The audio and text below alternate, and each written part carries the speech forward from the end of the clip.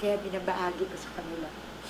Patawa ba? Emosyonal si Ai de las Alas sa pagharap niya sa GMA News dahil sa pagkapanalo niya bilang Best Actress para sa pelikulang Area sa Queens World Film Festival sa New York. Nakakatulala kasi syempre umaga pa lang. Buti nga hindi ako matay. Siguro hindi ko na makukuha yung award ko. Yung nahimatay na lang ako.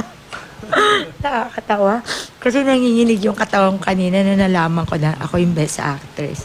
Sobrang nagpapasalamat si Ai sa BG Productions at sa director niyang si Louie Ignacio. 156 na pelikula ang naglaban-laban at 4 lang ang pinagpilian para sa Best Actress, kasama ang 2 German actresses at si Amy Redford na anak ni Robert Redford. Sabi ko nga dati sa Instagram ko, Diyos ko po, kalaban ko yung anak ni Robert Redford. Kasi kung ano naman mga panama ko dito sa mga to. Tapos yun na nga, nung ako na nga, wala hindi ko, no words to explain ko ano yung nararamdaman ko talaga. Dahil dito, lalong inspirado ngayon si Ai na gumawa ng mga pelikula.